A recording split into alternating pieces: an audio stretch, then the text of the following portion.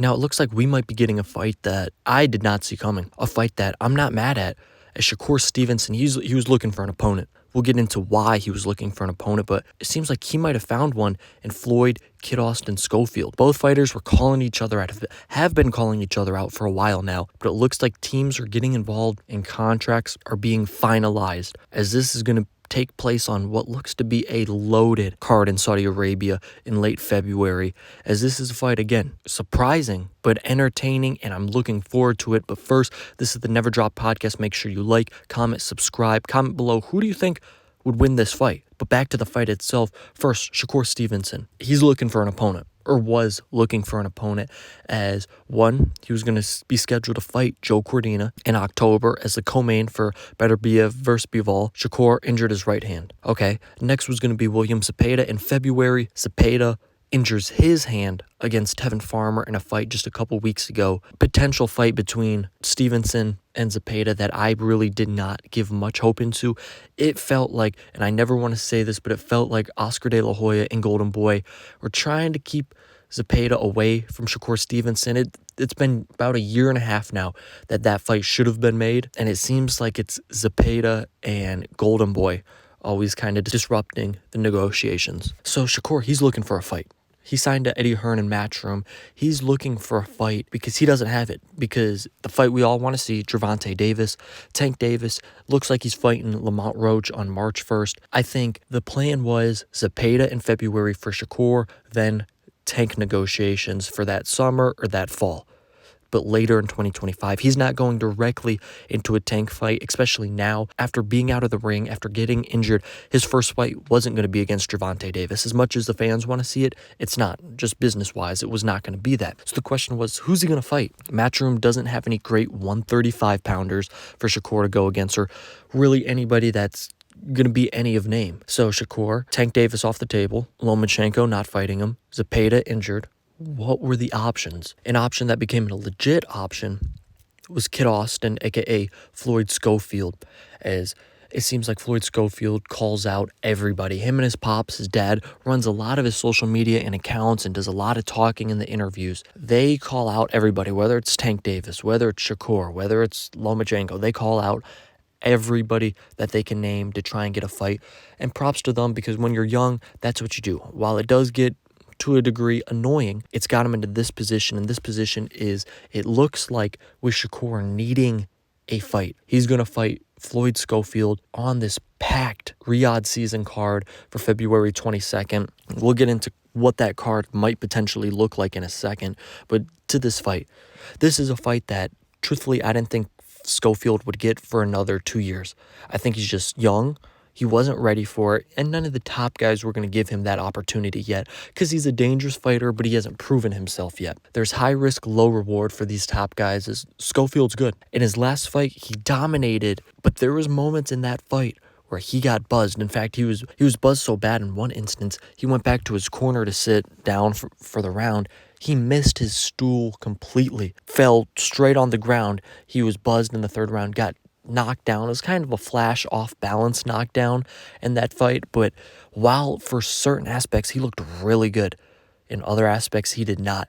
And through that promo for that fight, he was calling out Shakur Stevenson all the time. Shakur was responding. They both went back and forth on Twitter, and these past few days they've gone back and forth on Twitter, as Shakur has been saying, hey, tell Oscar to sign the contract, because obviously Zepeda's with Oscar. Shakur's had a little bit of words for Oscar saying, hey, come on, let's get one of these fights signed. So at the end of the day, Kid Austin, I don't know if it's him or his father on the Twitter account, but they've been nothing like, we want this fight.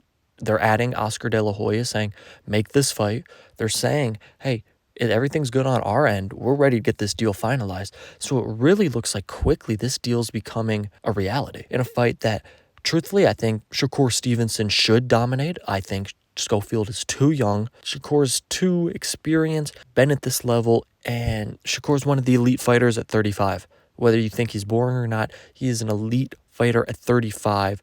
And I know Schofield's saying, hey, I can crack 18 wins, 12 knockouts. And yes, he can crack. Does he have that experience to get inside, to be able to find out how to master, how to go against Shakur's masterful defense? They have been in the gym, in the past training, sparring against each other. So that storyline will be prevalent. But again, it's sparring/training. Like, there's only so much you can make of that. We've seen it in the past. Heck, we saw at lightweight Tank Davis versus Frank Martin. Word on the street was Frank caught him in sparring. You saw what Tank did in the ring to him. So getting this actually in the ring is entertaining. Personally, I like I mentioned, I think Shakur should dominate in this fight, but I'm not discrediting Shakur because I think this is a great matchup. For what it is, I give props for him and Eddie Hearn in Matchroom, giving Schofield the opportunity. If this fight happens, I'm a fan. Yes, I know Shakur should be the heavy favorite. I'm a fan. Not a lot of times you see these top guys give these up-and-coming prospects, I wouldn't even call him a prospect anymore, but these up-and-coming fighters a real legitimate chance. And this is one. For Schofield, he's been calling out for it, so it's time for you to accept the offer, show everybody what you're made of. Now it's time for you to actually walk the walk and show everybody why you were so confident in your skills. And again, I think Schofield's a really good fighter. Shakur's just on another level. As I mentioned, the card. This is what the February 22nd, this is what's rumored. This is the date that's rumored for Shakur versus Schofield to be on. This is the card in Riyadh season. At the moment, none of this has been confirmed, but reports going around, this is what it could be. Better be of Bivol 2, the rematch. Daniel Dubois versus Joseph Parker, a very good heavyweight fight. Jaron Boots Ennis versus Virgil Ortiz. I think that might be my favorite fight on the card. I've been calling for that fight forever. I think that will be incredible. And then, of course, Shakur versus Floyd Schofield. I know Riyadh season was claiming that their card with Terrence Crawford was the greatest card in boxing history. I think the February 22nd card trumps that one this past summer. Granted, I didn't think that Terrence Crawford card was, in fact, the greatest night in boxing history, but I think this card's much better than the Crawford one. If this actually comes to fruition and all four of those fights are on the same night, wow, what a night for boxing. My only complaint would be, hey, Virgil versus Boots, that should be an American fight. Shakur versus Schofield, that should be an American fight. But if you're Turki Al-Sheikh, you want to bring that to Riyadh, and I can't blame you. But I want to give props to Shakur and Floyd Schofield if this fight gets made. I'm excited for it. Again, I mentioned I have Shakur winning pretty handily in that fight, but actually giving these young, dangerous fighters a chance. I would give respect to Shakur. I think this will be an entertaining fight, and for Shakur, a big fight, because what's on the horizon? He gets past Kid Austin. It's time to make the Gervonta Davis fight.